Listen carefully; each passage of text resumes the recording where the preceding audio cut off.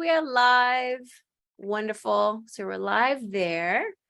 Double check, as I always do. Just make sure it's looking the way it needs to look. And we are live. Yes, ma'am. Okay, so now we are going to record. Excellent. Let's hit the record. And here we go. Okay. Recording. Awesome. So everyone, welcome to our live listeners on Facebook, and welcome to our guest audience here. And most excited to welcome my friend and the amazing, talented Sarah Weaver on this week's episode. So welcome to the show, Sarah. Thanks for having me, Melanie.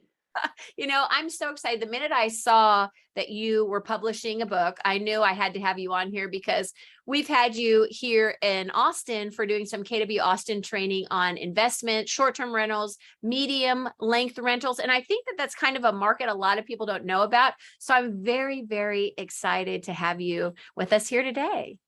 Thank you so much. Yeah, coming to your office was so important to me because for those that don't know, I actually started as an agent in that office years and years ago. And so it was really surreal being at the front of the room teaching when I vividly remember being in the audience taking notes at Ignite and Bold and all the other training opportunities that you give agents there. So thank you from the bottom of my heart.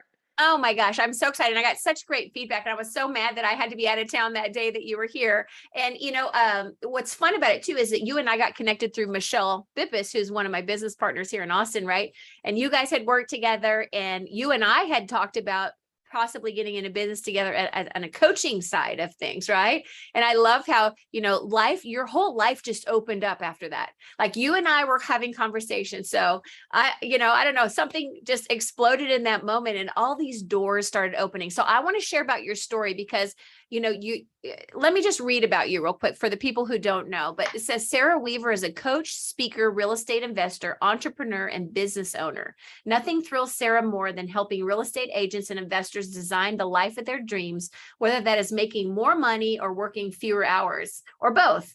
As an investor herself, Sarah now owns 19 units with a wide variety of strategies, including medium-term rentals, which we're going to spend some time on, short-term rentals, and traditional rental properties, all of which she self-manages from afar. She also runs, is it ARIA? How do you say it? ARIA. ARIA. It's a very coolly written design services, which helps investors design and launch their furnished rentals and invested adventures, an event production company that curates epic travel excursions for investors. Girl, you were just an entrepreneur, but what I love is the digital nomad thing. Is when I met you, you told me that you were a digital nomad and you were all over the world, like Bali and all these amazing places, but you'd created a life for yourself that you were able to do that. So you call yourself a digital nomad who works 100% remotely from anywhere in the world. She's traveled to 44 countries and has been fully nomadic since January 19. And that's why you coming to be a productivity coach probably wasn't going to work, right? That would have cramped your nomadic style. I mean, it would have worked during COVID, but Sarah owns, well, we talked about that, but think Portugal, Chile, and Bali are the different places you've been. And you wrote this book called 30 Days Stay with a Partner, and it's coming out. You can pre-order now, but it's going to be sent, if you pre-order now, mailed on November 10th. But let's talk about your story a little bit. Who is Sarah Weaver? Oh, well, thank you so much. That's quite the introduction. I really appreciate it. So in line with my brand as a digital nomad, I'm actually calling in from Bangkok, Thailand. And so What? That's amazing. It's 11 p.m. So I'm in the future. Interest rates are still high. Okay, good to know. Yeah. And yeah, you're exactly right. My story, it's been quite the journey. I tell people that I was a real estate agent for about 5 minutes, which is of course an exaggeration. And I was a real estate agent, and then I learned about investing. And you mentioned Michelle. She played a really huge role in my story because she not only taught me to be a great agent, communicator, negotiator, but she also did something that a lot of people don't know about her. She was doing what I now call the live and flip. So she was moving into properties, renovating them, even with her family, living in that property, and then either turning it into a rental or selling it and taking the equity or an appreciation and building a portfolio. And so she was one of the very first females that I had ever met doing that. And it's one of those things where it wasn't, I didn't learn that and like burn all the boats and start investing in real estate. But as I look back at like a 13,000-foot view of my investing in my life, Michelle had a profound impact on my story. Oh, I can't wait to tell her that. I'm going to make her come and listen to this. I love that so much. Isn't that funny? Is you just never know the impact that you're making. Like you have no impact. Whoever's listening, we have listeners listening live or who will listen later on the podcast, how this will impact them, right? How this Yes. will impact them. It's Yeah. amazing. I love that. I love that she impacted you. So talk about that. So you started in real estate, but then you started investing, and then you realized that that was the way to have the or how did you get to there? Like what happened there? Like how did you get to where you are today? Yeah, so I was I've always been a traveler. So at 19 I went abroad. I actually dropped out of college for a semester, backpacked Europe, New Zealand, Australia, did re-enroll in undergrad and graduated. But travel has always been a theme in my life. And so even when I was an agent, I always kind of had one foot out the door. I think Michelle even knew. She's like, "You're gonna leave me." I'm like, "Yeah, probably." And it Oh, has that's nothing, funny. it's not you, it's me. Um and traveling's always been really important to me. It's interesting knowing what I know now. I wish I would have kept my license active in your incredible brokerage and been the best referral agent that you've ever seen. Because now what I do is I teach people to invest in real estate, often out of state or out of area. Austin is a great market and Yeah. it's really difficult to cash flow. So a lot of people living in Austin making great money in Austin might want to look to some of the other cities outside of the Austin area to invest. And I teach people how to do that. So I teach them how to build an on the ground team, how to calculate cash on cash return, what is due diligence, and how do you master that? And then once you actually own property, you need to be an asset manager because you are owning a business when you own rental property. Oh, 100%. You have to treat it as such, right? Now, how did you get the out of state thing though? Because, I've heard, Diego Corzo, I know you guys know each other and there's different people that talk about that kind of stuff, but you're the first time that I really paid attention to it. So like, how did you fall across like, you know what, this area maybe is too expensive? Because I actually had this conversation with an agent in my office once, and she was saying that she had a bunch of people in her database and they all wanted to invest. They were hungry to invest, and yet Austin had outpriced her database. And Yes. you were literally about to teach that class. I'm like, well, you need to come to this because Sarah will teach you about going into other markets, because you think about all these people that want to invest out there. They want to Yes. put their money into something. And honestly, Austin anytime soon is probably going to be pretty pricey for the initial investor, right? So what brought you to come up with that idea, or how did you discover that? Absolutely. So there's two different types of investing. There's investors that focus on cash flow, and then there's investors that focus on appreciation. And so if someone wants their money to appreciate, or they want to bet on appreciation, Austin's a great market for that. I wasn't one of those investors. I wanted cash flow because I needed monthly income so that I could eventually quit my job. So my goal was to buy property where I could get in at a certain price. My tenants would be paying this, but my principal, interest, taxes, and insurance, my monthly payment or PITI would be this, and there'd be leftover money every single month. In addition to cash flow, your tenants are paying down your principal, you're benefiting from appreciation, and you have tax benefits. So for me, cash flow investing was a no-brainer. I lived in another expensive market, Denver, Colorado, Mm. and just wasn't able to make the numbers work. I didn't know then what I know now. So I looked about 10 hours east in Kansas City and found a great house in a great neighborhood that would attract great tenants, and it cash flowed about $700 a month.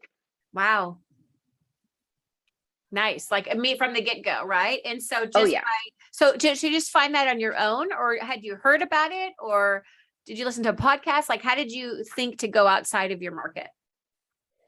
I think when Denver didn't work, I just thought, okay, where else in the country can I look? And so Kansas City was my first option because that's where I grew up. The basically the moment I graduated, I fled. I went abroad. I've been abroad almost ever since. But I knew that the home prices were lower Yeah. and that I could make the numbers work there. So you knew this, the market there, right? Yeah. So you strategically as picked as what? yeah, as much as you can. However, like I was 27. Like, what did I really know about the market? I was like, kids that live in this neighborhood go to that school, that's a good school. That's really all I knew. And so I don't want to give 27-year-old me too much credit. Okay. Frankly, I didn't really know what I was doing. Well, normally we don't, right? Normally we don't know what we're doing when we start something, but the point is you did something at 27 though. You did Oh something. yeah. Actually, I'm an action taker. yeah, That's you're an that's action no taker. doubt. And what I mean by that is more not maybe not the expert of the market knowledge, because I don't want people to think that they have to do that, but you knew that the affordability factor, like people homes cost less money. Let's just make it really simple. Like homes Yes. cost less money in Kansas City than they did in Denver or Austin or whatever, right? And that just is what it is. So that's not a hard thing to find out. Absolutely. And that was my leading metric was Okay. price. Because again, I didn't know what I know now. Now I know that there's other ways to fund deals and other terms that you should look into. But I was looking for low crime, and a price point where the rent numbers made sense. And so I could buy a house for 200,000. My monthly payment was about 1,400, and I could rent it for 2,300. Nice. So for me, that was like back of napkin math, no brainer. I wrote an offer. Yeah, and that rental though was a traditional rental, right? That was like that they'd sign for a year or whatever terms, but it was more longer term rentals, right? You weren't doing the shorter terms yet. Correct. Yep, that That was came your later. your run. Yeah, that was your run of the mill, unfurnished year lease tenant. Okay, perfect. Awesome. Awesome. So what made you then get into what you do now? Let's talk about that. Yeah. Yeah, so I now have 19 units in 4 states, and 9 of the 19 units are furnished rentals. A lot of people will associate that with Airbnb, which they are all listed on Airbnb. But I also do something called medium term rental. So short term is your typical 2 night, 3 night stay, what you think of when you think of an Airbnb. But what I've pivoted to is this strategy where I'm renting to people who want to stay in the unit for 30 days or more. Oftentimes they're staying 3 months, which means 3 months of the same tenant. You're not getting, a turnover every 3 days with the same set of questions. And did the cleaner go? Is the unit ready? Can they use the lockbox? All these things. I love the medium term rental strategy because I typically house someone for 90 days. And there's such a niche for that, because think about when somebody relocates to a city. I mean, what would you want to do? You don't want to stay at like some hotel for the whole time, right? And you're not ready to really commit to a year or two rental, and you don't want to buy right away necessarily, right? So how, when you started testing that though, is there a real niche for that? There is. So, what's really nice is there's a website called furnishfinder.com, and that website caters to traveling nurses, Hmm. which 80% of my tenants are traveling nurses. And what a traveling nurse is, they are a nurse at a hospital with a short contract. Typically, these are 13-week contracts or 3 months or 90 days. And they are looking for furnished housing in a nice, safe area close to the hospital. And so a lot that's probably a perfect target for you when you're adding to your portfolio then. Exactly. I love that. How did you how did you discover that? Was it you just started, like, how did you find that data? Because that's so smart. That's such a smart strategy. Yeah, absolutely. So I moved to a market, or I moved my focus. I didn't physically move there yet, but I moved my focus to Omaha, Nebraska, because they have a really large hospital complex. And there's a particular hospital, Madonna is what it's called, so it's easy to remember. I always think of Madonna. And that hospital has a lot of traveling nurses. I had heard about traveling nurses actually way back in my backpacking days. When I was 19 backpacking Europe and New Zealand, I was meeting a lot of these traveling nurses because what they were doing, they were always super cool, 20 something girls and or guys, and they would get a contract at a hospital. They'd try to get somewhere cool, they're wanting to be near Moab or in New Orleans, and then they would take another contract in another part of the country. But then they would do something cool. They'd actually take a kind of a 3-month gap in between contracts because they're making so much money. The numbers today, like let's take a nurse in Kansas City, they might make $35 an hour. That's their hourly rate. But if they're a traveling nurse, even in Kansas City, they're making $110 to $116 an hour. Wow.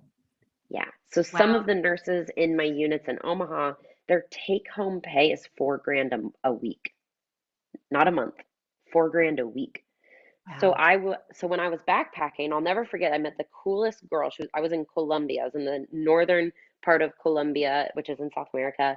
And I met this travel nurse, and she had been doing this for 2 years, where she would like take a contract, take a contract, take a break, take a contract, take a contract, take a break. So she was traveling for 3 months at a time and living on a budget. Like I met her at a hostel, but she was able to suffice 3 months of backpacking just by working three Wow. fourths of the year.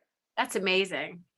That's Yeah. amazing. I love that. And I didn't know that that was one of your target tenants in there. That's interesting. So okay, so I want to dig into some of the stuff about your book because I think it's so fascinating. I want to educate our listeners as always, right? So Sarah, but I love to ask you, well, one question I ask everybody, two things. One is what made you write the book? Okay, what made you hmm write the book? And the second thing is what does playing to win look like for you? Because I like to ask every guest that question. Yeah, absolutely. So I'll start with the second question. So Okay. for me, playing to win is creating the life that I want and helping others do the same thing. Because I'm at a place in my life now where I could be that nurse that I'm like envying over. I'm here drooling like, oh, she only worked 3/4 of the year. And I'm like, wait a minute, I could do that. I'm at a place I own enough rental properties. There's enough cash flow for me to just work 3/4 of the year. And I have discovered that I have a talent of bringing people together, and I love doing that. And so that brings me to the answer of why I wrote the book. I have the book here. So Oh, the 30 real Days thing. Today. You can pick this up. This is an advanced copy. So why I wrote the book is I love two things. I love storytelling and connecting with people. Those are like my two. If I could get paid to just do two things, those are the two things I want to do for the rest of my life. And storytelling comes from just being in a family of good storytellers. My dad, I mean, of course, just like any dad, he has the same three stories that he tells all the time. But man, I mean, they are laugh till you cry type stories, and people genuinely like him because he's a great storyteller. So I learned storytelling from him, and then I went to journalism school and really honed those skills as a storyteller. Hmm. And what I learned is that I love storytelling because it connects people. It either connects people to the story that I'm telling or it connects people with each other. And I find that all of my businesses, my events company, my design company, my coaching and speaking, it all has the same underlying goal of connecting people. I really think that you're not meant to do life alone. And we're seeing a trend, and tie it to housing, we're seeing a trend of more and more people are purchasing properties and going and living on their own. And I'm a great example. I'm in my 30s, I'm single. There's more women homeowners than ever before. And what it's created is there's so much distance between all of us. It used to be that we would get married in our 20s, we would grow a family, we'd live next door to our in laws and our parents, maybe even live multi generational in one house. That's not happening anymore. We're going and we're getting our own apartments, we're moving far away from our families, and people are lonely. Hmm.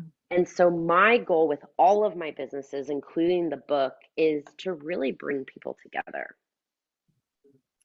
I love that so much. And that's so true. And then you add on top of that the last 2 years, right? On top of, last 2.5 years of what we've all been going through with distance and things like that, that the fact that the storytelling, because it connects people and bringing people together, I think that's really, really cool. I love that. And because you have such a clear purpose and big why, I bet you just wake up excited every day because you're really living that life by design, right? Where you've really created this space for yourself. I love that. I think you're a great role model. Yeah, thank you. Thank you so much. And I think that for me, it could be all and well that I could say, oh, yeah, like go backpack, buy a plane ticket. Good luck figuring out how to pay for it. Mm. But what this book really is you could pick up this book with no real estate investing experience, and we walk you through. I mean, here, like I just flipped to a random page, desired cash flow per unit. What is cash on cash? How do you furnish a unit in a city that you don't live in? All of that information is in here. It's a very dense book. There's of course great stories in there because storytelling is important. And then you'll definitely see the theme of travel, both with me and my co-author, Ziana McIntyre. We both really value travel. But my hope is not that people travel more. If you're not a traveler, you're not a place in your life to travel, that's fine. But my hope is that you take the information from this book, you buy more real estate, it creates more cash flow for you, and you are a better mom, a better friend, a better employee or business owner, and you use cash flow as a way to focus on things that really matter in your life. I love that. And for those of you that are listening later on the podcast that you're not visually seeing us, again, the name of the book is 30-Day Stay, A Real Estate Investor's Guide to Mastering the Medium-Term Rental. And it's Ziona McIntyre and Sarah Weaver. So what's your relationship with the other author? What made you guys do this together? Yeah, great question. So she and I met at a real estate summit. I actually found her online and had her speak at a summit that I was running. Oh, nice. And we quickly learned that we loved travel. So we had been to all the same places. We had, really we had probably crossed paths at some point. And she had been in the short-term rental Airbnb space for years. And so she had a lot of experience with that, and because of COVID, pivoted into this medium-term rental space, learned a lot of the benefits from it, and really wanted to share that message. I love that. I love that. So it says, who is this book for? You say investors who live in a city or county that is unfriendly to STR, short-term rental regulations, investors with long-term rentals who want to turn their rental into a profit machine if they live near hospitals or business centers for travelers, which you talked about the nurses, the traveling nurses, experienced investors who want to flip their long-term rental into a medium-term rental to generate more cash, and then newbies interested in short-term or medium-term rental. So it kind of covers a lot of different things in your book, huh? It does. It really does. And I really believe that the medium-term rental strategy is for any investor. This is not just investors that have a ton of cash already. It's not just for newbies. I really think that any type of real estate investor can use this strategy. Doesn't the 30-day or more rental like avoid you don't need the permits and stuff like that? Isn't that one of the biggest wins of that? It is. So, like you're in Austin, most of your listeners are probably in Austin. It's not possible for you to just go purchase an Airbnb tomorrow. That's no longer an option for you. What is an option is that you could go buy a property, furnish it, and then experience increased cash flow by renting it for 30 days or more because the municipality views it as a long-term rental and regulates it as such. Isn't that amazing? So it's a way for you to, I mean, think about what happens in Austin, and all the, how many people come to Austin and want to rent, you know, 30 days or more. And what an opportunity to create that, because it's a real problem. The short-term rental permitting process in Austin is pretty tough. And I know we have listeners all over. So I don't know about every city. Some cities might be more lenient. I know in Tahoe, for example, where my mom lives in Incline Village, it's Washoe County, which includes, so Incline Village is the Shikimiki Tahoe town, right? That's everybody wants to be at. And then Washoe is like Reno, Sparks down in the valley, right? And somebody was telling me that something like 85 to 90% of the short-term rentals in that county were all in this little teeny town where my mom is, because that's where they want to be, right? And so which funds, but you're limited often on the short-term rental, which I love this concept because it removes any kind of limitation to looking at cash flowing differently. Yeah, absolutely. And this is one of the best ways, in my opinion, to beat inflation. You should put your money in a cash flowing asset. And then this type of strategy allows you to actually cash flow. Whereas, unfortunately, with increased interest rates, increased purchase price, you're not seeing a lot of cash flow if you're using the long term rental strategy. I still think the long term rental strategy is fantastic. For those of you that didn't catch it, half of my portfolio is still long term. And now half of my portfolio is medium term because the increased the increased income that you can get from rent makes it possible to still cash flow even if I'm looking at a 7% interest rate or higher. Yeah, well, that's a good note to look at. So when you look at your half of your portfolio being long-term and half of them being medium, which one's more profitable for you? Or is that too hard to say because they're all over the board on what's owed on them and what the notes are and stuff like that? It's not one that stands out for you? Yeah, that's a great question. I mean, definitely my most profitable property is I own a fourplex and all 4 units are medium term rentals. All 4 of Nice. them are rented. This month, they're actually all 4 nurses. Ah, Sometimes you do get, I should mention, sometimes you do get non-nurse tenants. So exactly that's the clientele that you mentioned, people moving to a city, wanting to try out a neighborhood, or they're just not able to get into contract on a property to live in, so they're in between. You get people who are there as construction workers, Amazon factory workers, so any type of seasonal work. I have housed people that were renovating their kitchen in their house and just needed a place to get out of the house because they both worked from home. They had dogs. I have housed someone getting out of a divorce and they were like, I need a furnished rental tomorrow. I was like, yes, I got you. So yeah. there's lots of different tenants that you're going to have as a medium term rental. The fourplex that I have, because I'm sure people would love to hear numbers, I purchased this property in August of 2021. I happen to own the fourplex next door. So when Nice. anyone, yeah, I love owning properties next door to each other. And I own this property. I bought it in August of 2021 for 328,000, which is market rate, or I should say was market rate in August of 2021 in Omaha, Nebraska. My PITI, principal interest tax and insurance, is $2,005. For the And entire, I for the entire thing. You do pay utilities when you are like running a medium term rental, the landlord pays utilities. So let's say that utilities are, let's just go on the high side and say that they're 1,000 a month, which they never are, but I jump out of airplanes and travel the world by myself. So I'm not a very conservative, like non-risky person, but all of my properties, I'm very risk adverse. So I like to be conservative. So let's just say that all in utilities, principal, interest, tax, and insurance is 3 grand. okay. Here's what the rent is. So on each unit, I'm able to get $1,875 for each unit. So that's $7,500 in rental income every month, minus, let's call it 3 grand with principal, interest, taxes, insurance, and utilities. My cash flow is 4,500 a month. From a $328,000, purchase that you made. And that's and where is that, Kansas City, or where's that at? That's in Omaha, Omaha. Nebraska. That's incredible. Think about that. I mean, talk about some people, actually, Sarah, a lot of people don't even make $4,500 a month. That's what I'm saying.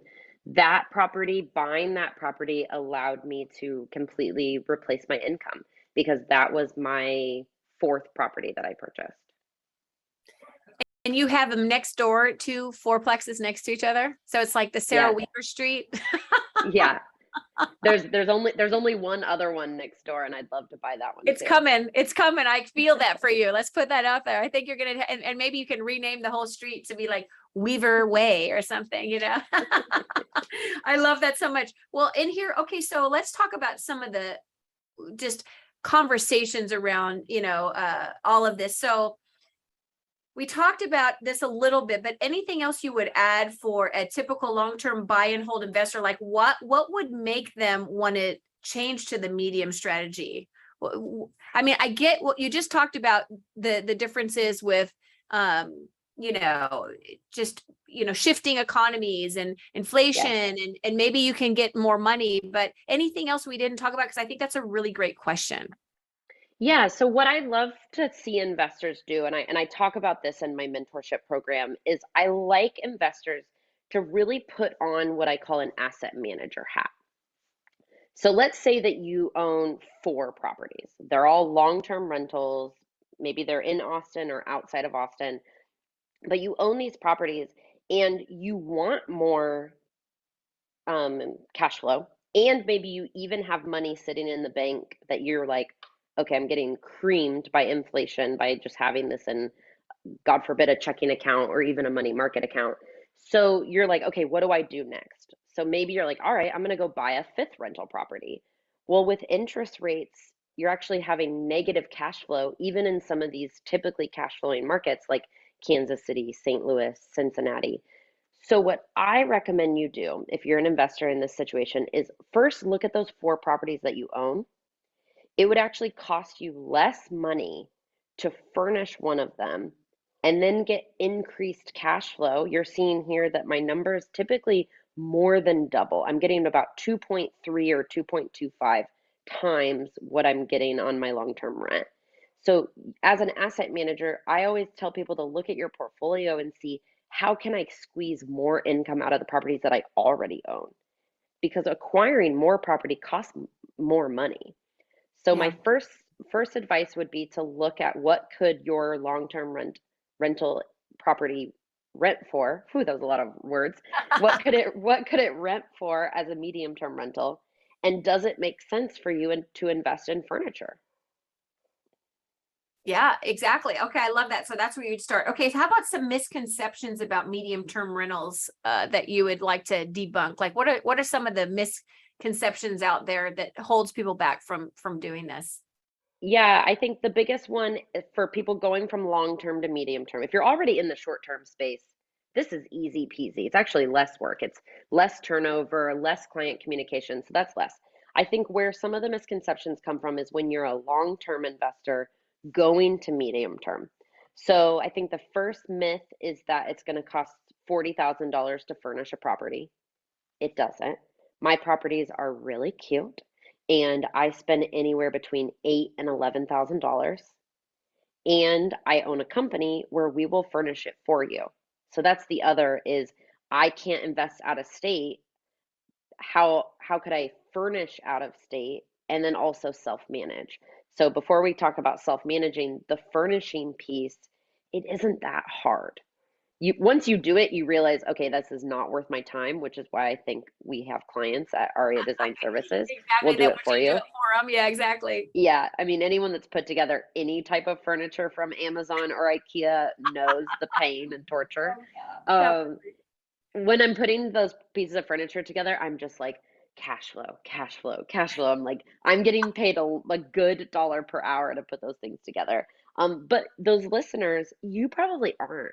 If you're a good real estate agent in Austin, your time and energy and money are so much better spent lead generating and getting your next listing appointment. You should not stop what you're doing and go furnish a place in Cincinnati, Ohio. So you don't have to hire us, but hire someone to do that for you. That's like my first urging. yeah. And any questions about that before I talk about self-management? Yeah, I think no, I think that's good because I think it's a cost. I do think the cost, right? Like making that switch is a big one that you debunk that, because I think most people would think it's like 40 to 50,000, right? To make it look decent. So that's really interesting. And also I love that there are ways to leverage that. I don't know if people knew that. So no, that's good. Let's keep moving.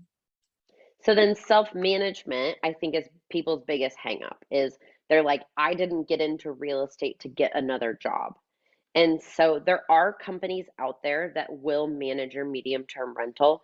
I haven't used any of them, and I don't have an affiliate link, so I can't recommend anyone. But I encourage you to do what I do. So I self-manage using virtual assistants and an executive assistant. So I have created like another job for myself by deciding to self-manage. And then I realized, wait a minute, my dollar per hour is better spent doing something else. So now I own essentially a company within my company that manages the properties for me. And once you have the systems and the processes set in place, it isn't that hard. I love that. I love that. Okay, so since we're talking about medium term rentals, our furnished rentals, oh wait, no, sorry, stop about that. Uh Neighborhoods. You talked about neighborhoods a little bit. Anything else about the neighborhoods? Like your target audience was traveling nurses, so you picked near hospitals that hire a lot of traveling nurses. Are there any other strategies that you would recommend to people? How to recommend finding the right neighborhoods to do these in? Yeah, absolutely. The great thing about this strategy, and I'm not just saying this, it really is true. We have case studies in the book. I've talked to hundreds of investors, but this strategy almost works anywhere. My co-author, Ziana, she owns medium-term rentals in Boulder, Denver, and Colorado Springs. I own them in Des Moines and Omaha, and then she also owns them in St. Louis, Missouri. People in the book own them in Savannah, Georgia, outside of Seattle, all over Ohio, and in rural Iowa. And so these work in cities, but they also work in small towns. Mm. Now, would I go buy 20 in a small town? Probably not. But I think when you're an investor, you only need to buy one at a time. And then you only need four tenants a year because they're going to live there for about 3 months or longer. And so I think people get really caught up on like how am I going to ever fill this? And it's like you don't need 37 tenants. You only need four a year. So I hope that that tells people to like lower their stress level about choosing a market. Then I also realized that this is an investment, so you want to make sure you're making a good investment. I like to make all of my investment decisions based on data. And so I use the website Furnish Finder that I mentioned. So if you go to furnishfinder.com/stats, STATS, all of the information that you're looking for, which is how many other listings are there? How many inquiries have there been in my area? What unit type are they inquiring about? All of that information is on the website and free. I love that. That's great. That's great. Okay, some other things from your book. Thank you for those answers. In chapter 1, you would talk about digital nomads, and we talked about that. But I thought this was a really interesting statistic where it says, according to the Future Workplace Pulse report, the number of Americans who will be working remotely is expected to more than double from pre-pandemic levels by the year of 2025, from 16.8 million to 36.2 million.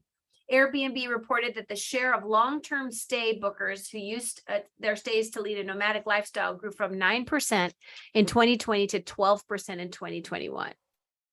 And That's now it's and now wait to hear this. Their latest report, 24% of all bookings on Airbnb are 28 days or more.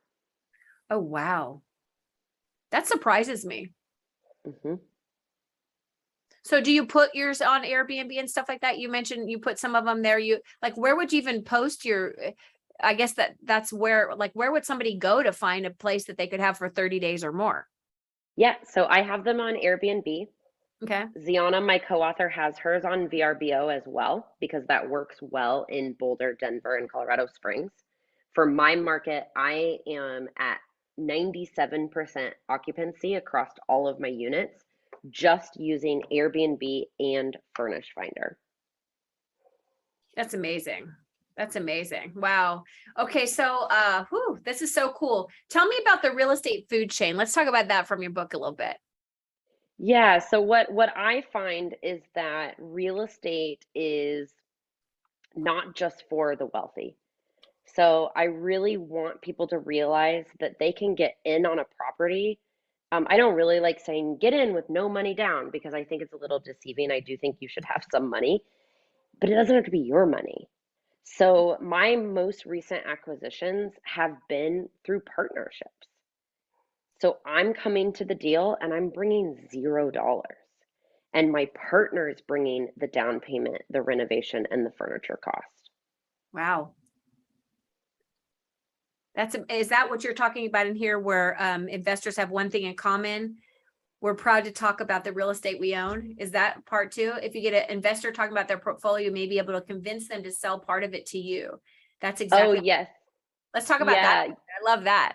Yeah, so this is a great story. So when I reached out to investor friendly agents in the Midwest when I was looking for properties, and I I use investor friendly agents often for almost all of my portfolio. I've gotten the deals from investor friendly agents, and one agent in particular, he found me a BRRRR. For those of you that don't know, BRRRR stands for buy, renovate, rent, refinance.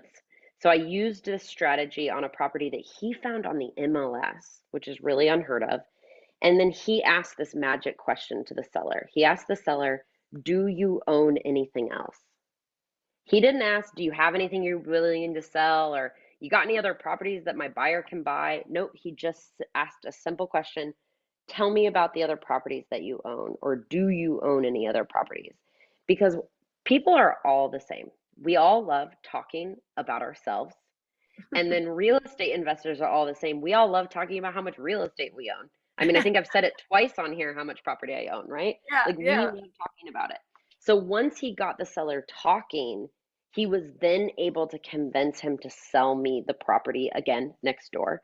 So those are another two properties that I own next door to each other. They're both duplexes in Des Moines, Iowa.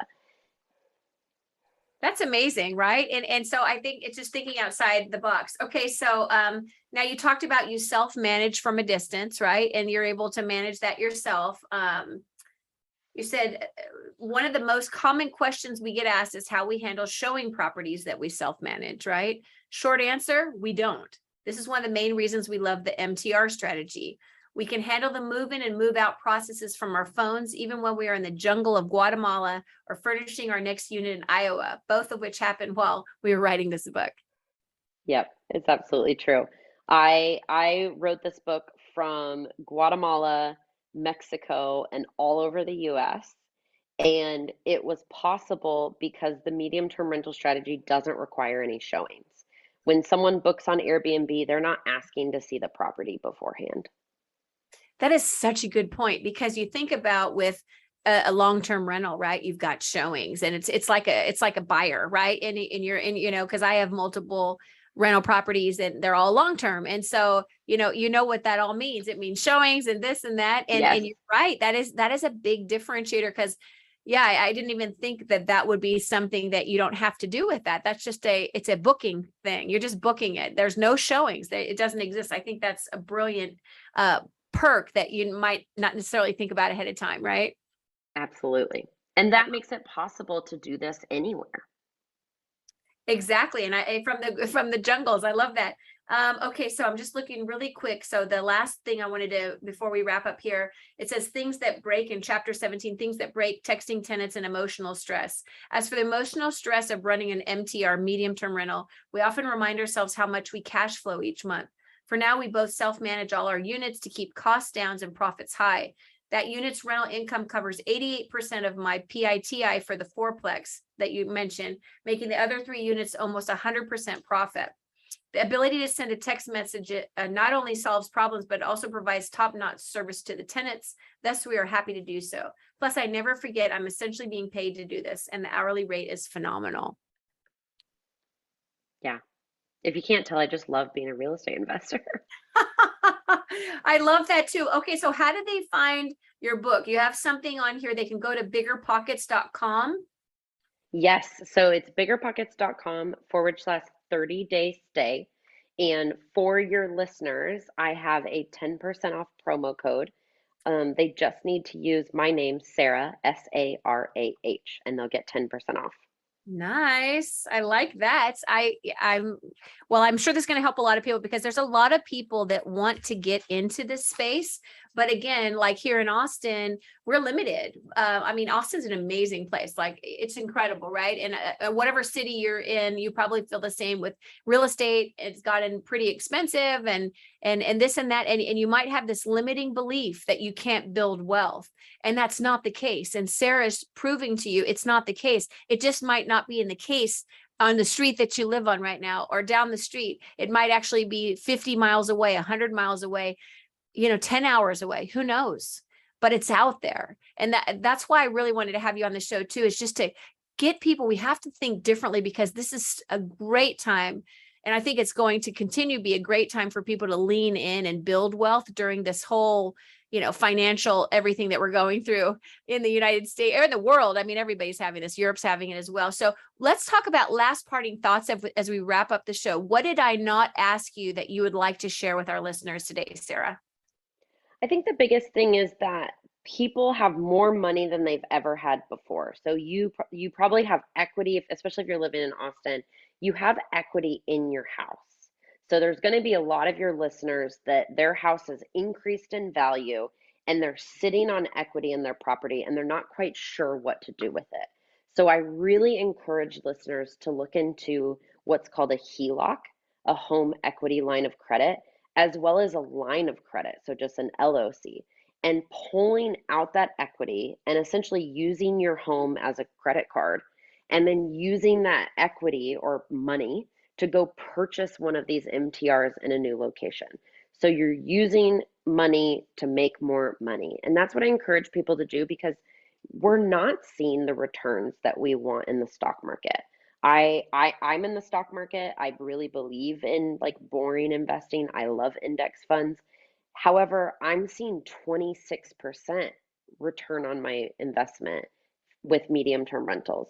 So why would I put $50,000 into the stock market if I can put $50,000 as a down payment into a duplex in Iowa?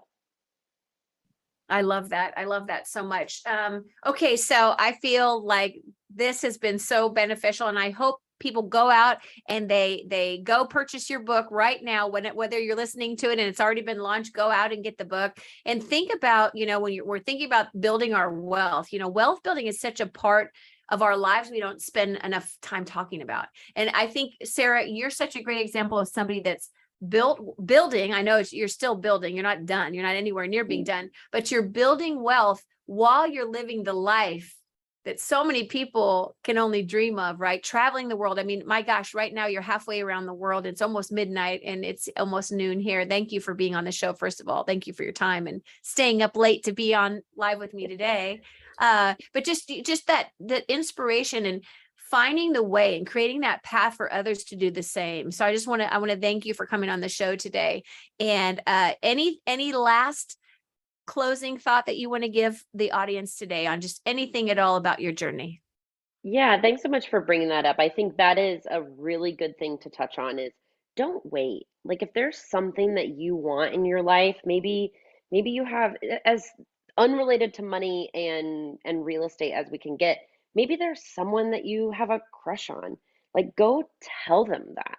Tell them how you feel. If there's someone that you haven't been like saying your truth to, go speak your truth. If there's a trip that you want to go on, book that plane ticket. Like, please stop waiting because if COVID didn't teach us anything, it's that like tomorrow is not guaranteed to look the way we think it's going to.